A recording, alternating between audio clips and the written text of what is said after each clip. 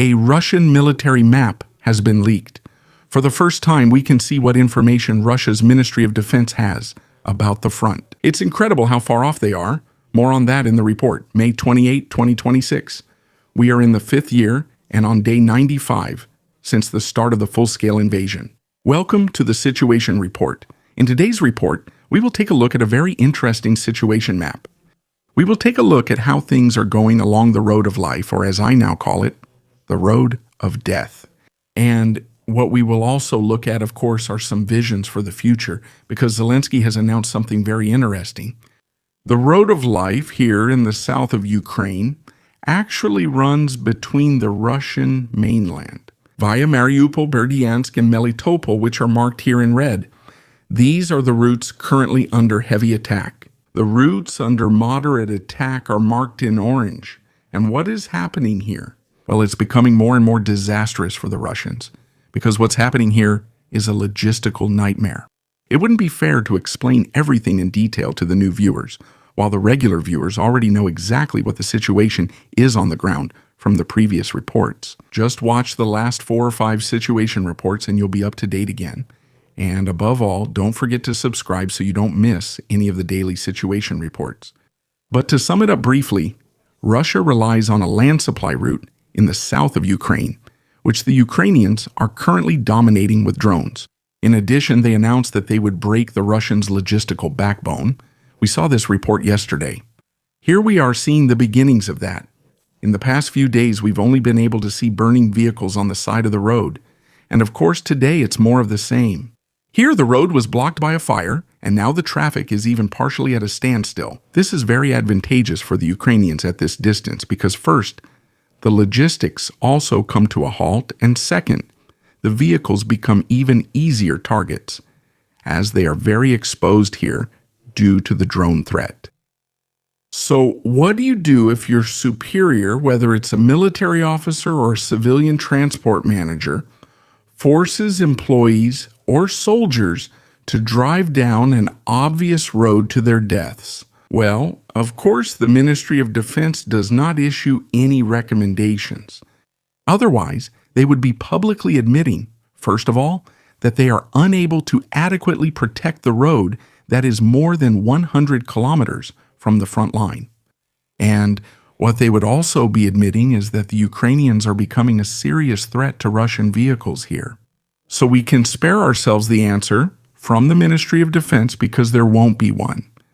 But there is a solution coming from the influencers. That's actually quite a remarkable moment. Russian military bloggers are now seriously publishing guides on how to even survive the route from Mariupol towards Crimea. Suddenly you see things like drive during the day, avoid driving at night, no loud music in the car so you can hear the buzzing of drones. Usually you hear the buzzing way too late anyway, right before impact. If you're being chased by a drone, you should just speed up. If that's not enough, leave the vehicle and flee into the ditches. If there are several people in one vehicle, they should scatter so the drone can only hit one person and above all, run in a zigzag pattern. Good old zigzag running. The people are lucky that they're not the main high-value targets, but rather the vehicles, which are used to deliver ammunition and supplies to the front. None of this sounds like a secure rear area anymore, the way it was originally supposed to be. That sounds more like an active danger zone, and that's exactly what it is. And that's exactly the development we've seen over the last few weeks. Ukraine isn't completely cutting off the land connection to Crimea here, but it's definitely disrupting it significantly. So it's making the use of these routes increasingly dangerous, expensive, and psychologically very stressful. Above all, the mood here seems to be changing a lot. Not long ago, reports about Ukrainian attacks there were downplayed. Now even Russian sources are openly discussing how anyone can still get through the area, even somewhat safely. If drivers are now receiving behavioral tips against Ukrainian drones on highways, it clearly shows how far this war has already penetrated into the Russian rear area. On the other hand, you can also let the new pictures and videos that appear every day speak for themselves. And what are the vehicles actually doing now? Well, it now seems that they are increasingly trying to avoid Ukrainian drones by taking detours and side roads. But the whole thing doesn't really seem to be safe, because that's exactly where a problem arises for the Russians in the south of Ukraine. Because Ukraine is no longer just targeting individual convoys on main roads, but is now attacking the entire transport network. As soon as vehicles leave the known supply routes, they often end up on worse roads, lose time, or still come under drone surveillance. The psychological aspect is especially interesting here. Ukrainian units are now openly telling Russian drivers that the large-scale operation to destroy vehicles in occupied Ukrainian territory is ongoing, including the note that many Russians are simply reading this message. It almost seems like a mix of drone warfare and psychological warfare. The message is pretty clear. No matter which route is chosen, no one feels safe there anymore. So the road remains increasingly unprotected while Moscow is being barricaded more and more, since despite the air defense barrage, they haven't managed to prevent Ukrainian drones from causing major damage in the capital in recent weeks. The measures are being expanded and new Panzer air defense systems are being placed on the rooftops of the city. That's so incredibly stupid that I thought about making my own video about this issue. Because by now we all know that it becomes extremely dangerous for civilians again when the Russians start using massively disproportionate force over the rooftops of their own city. Usually you build something like that in front of a city or around a city and farther out in front of it where it can be more effective and not right in the middle of the city, especially not with rockets. You have to imagine it like this. They're not just shooting at targets above them, but also at ones that are roughly at their own level. And here we see a high-rise building. But as we've seen in the past, such defense systems are also placed right in the middle of the city. That means the missile launches just a few meters past a house and sometimes even into the house itself. We've seen that often enough. And if it hits the drone, it still explodes over the civilians below, and if it misses, then it just hits some other target. It's not that hard to hit another target in the city. I also wonder if there will be another big outcry when a building like that is attacked. The Ukrainians could now consider it a military target, even though the Russians are the ones putting an air defense system on the roof.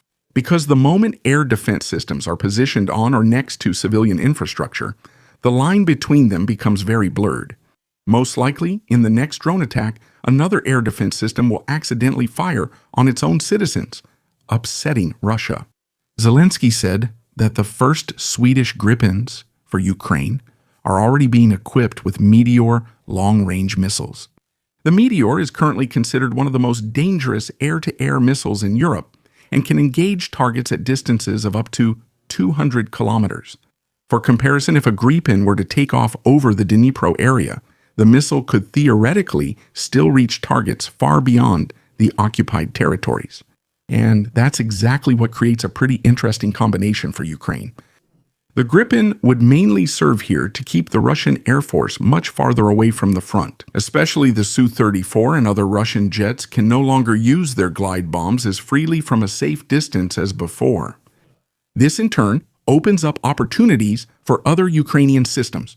Drones, MiG-29S, with French Hammer precision bombs, for example, or even Ukrainian glide bombs that they have now developed, could operate and act much more aggressively against Russian positions, logistics centers, and high-value targets. The real strength probably lies less in the individual weapon system and more in how these capabilities can complement each other. Until now, the problem was that the Ukrainian Air Force could only conduct limited offensive operations. The risk of interception by Russian fighters was too high, and air-to-ground attack capabilities were limited. With the new glide bombs and Meteor, both areas could be expanded and combined. However, I think it will still take several months to years before we see such attacks. Not because the weapon technology isn't advanced enough or the concept is bad, but rather because the Gripen won't be delivered until 2027. Take a look at this picture here. Russian soldiers on a chariot. It's being pulled by a bull. What can I say about that? I'm honestly at a loss for words. But that's why I have a great viewer community here, actually the best in the world. I'm sure all of you will come up with some good words for that in the comments section. Let your feelings and creativity run free, because as always, the comment section belongs to you. Now it's getting especially interesting. Here is an operational map that is said to come from the Russian Ministry of Defense. All information and further details come, as always, from the sources listed, which I will display here. The map shows the situation as of April 9th, 2026. Two things are especially interesting. On the one hand, it shows all the relevant major Russian field fortifications in the occupied territory, but it also shows us roughly where the Ukrainian line is located. That is a Russian assumption or is based on Russian reconnaissance. The second interesting thing is definitely the front line, because it is much further north than in reality. Let's take a look at it on my map. A bit further up here in the north is exactly this section that we saw here on the map. Here we can see the division of the front. Down here there are a lot of Russian defensive positions that they built during or in preparation for the Ukrainian summer offensive in 2023. Here we can see some fortifications, trenches, defensive barriers, and many others. Just like, yes, simply important areas that have been developed here to protect the whole region. Up here, there is a stylized representation. So whenever something is dashed here, it means that something is believed to be there or still under construction. This here is what the Ukrainians have built, specifically the defense around the Zaporizhia region. And so that the Russians can't advance further north here, construction has been ongoing here for about 1.5 to 2 years. And this is exactly the area we're talking about, what we have here. That's another very interesting point, because we'll see that on the map in a moment. The Ukrainians were able to capture this village here about 2 weeks ago, or in this case, liberate it. And here, they're putting the Russians under extreme pressure. Remember that for later. Many Russian soldiers have complained a lot lately that a unit is giving false information, specifically about territorial gains. They believe their forces have captured an area and drive by without cover, only to be suddenly fired on by Ukrainians. Because once again, someone has reported territorial changes that don't exist. There will be maps like this one for the entire front. Just think about how such discrepancies come about. Just like back then at Kopyansk, the Russians believed they had completely captured the entire place, and even the area beyond it. In reality, they were just at the outskirts of the city and in some places in the city center, before the Ukrainians were able to push them out. Same story here. We see Machka here. Down here, that's at the blue pin. And this place, the Russians have either captured it months ago or haven't captured it, or it's being fought over. There was a very interesting video about it, which I actually showed in the camp once, from a show on Russia 1. They listed how many times the Russians have already claimed that they made big gains in this place, and that they have captured it a few times as well. Soon after, they said they were still fighting. I think it was between 20 and 40 times, but I don't remember exactly. But in the end, you still don't see any territorial gains. And then you have to get creative again. Because if there are no territorial gains, but you're under pressure from above, you have to report something. So you just do something creative and simply invent some territorial gain. We saw the same thing back then on the Eastern Front, where the Russians took pictures of themselves with their flag in a completely different village. And then they simply claimed to be 30 kilometers further west. Here again is the difference between the map and the approximate front line. So you see, this is an incredible discrepancy you're being shown here.